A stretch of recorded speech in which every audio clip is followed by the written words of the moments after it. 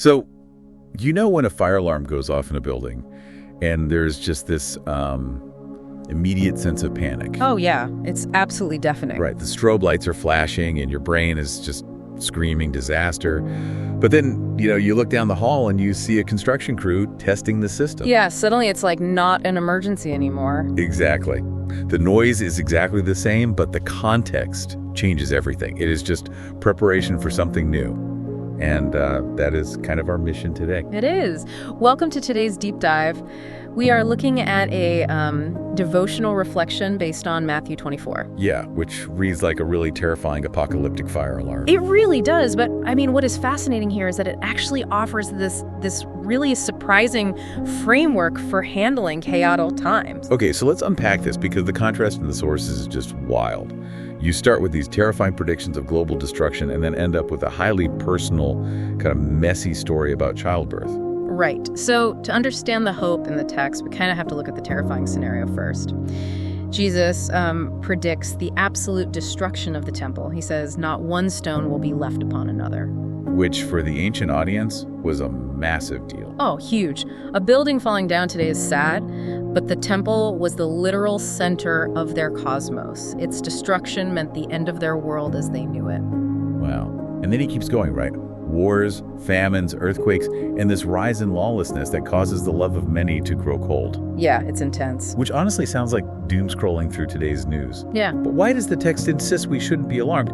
Because when I read this list, it just feels like, well, doom. Well, that is where the shift happens. Jesus actually tells his disciples the end is not yet.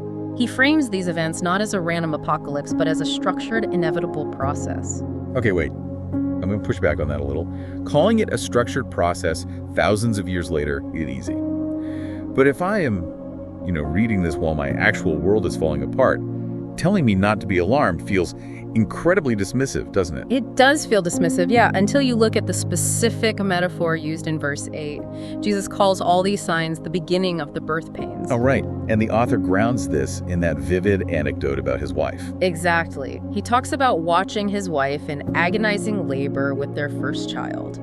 And the doctor comes in and gives this very clinical reassurance that this level of pain is common for a first delivery. Which is the last thing you want to hear. Right. It felt unbearably cold to the husband in that moment. Here is where it gets really interesting to me. Reading ancient prophecies when you are in the midst of actual suffering is exactly like hearing that doctor's clinical advice. It feels totally emotionally disconnected in the moment. Yeah, but the doctor isn't ignoring the pain, though. The doctor knows the pain has a purpose. It is a transition, not a final destination. The author points out that once the healthy baby was born, his wife greeted the child with a joyful smile.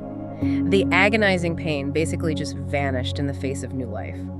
So sitting in traffic or at your desk, dealing with a world that often feels incredibly unstable, how does understanding this as birth pains actually prevent our love from growing cold?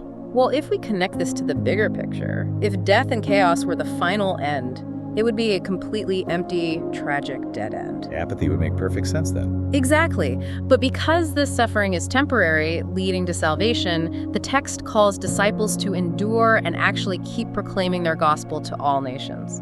It completely changes how you live in the present. You don't just turtle up and hide from the world. Right. The antidote to apathy and fear isn't ignoring the world's brokenness. It is viewing that brokenness through the lens of enduring hope rather than meaningless despair.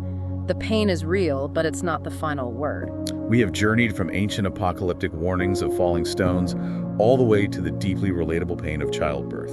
Yeah, discovering a real framework for endurance when everything feels like it's shaking. It forces a shift from panicking at the alarm to trusting the process. Look at the areas in your life right now where your love has grown cold or where you feel the most shaken. Are you just covering your ears waiting for the building to fall? Or could those struggles actually be the uncomfortable birth pains of a new beginning? Thanks for joining us on this deep dive.